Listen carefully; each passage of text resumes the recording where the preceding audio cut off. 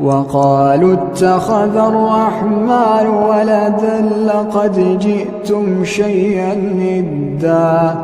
تكاد السماوات يتفطرن منه وتنشق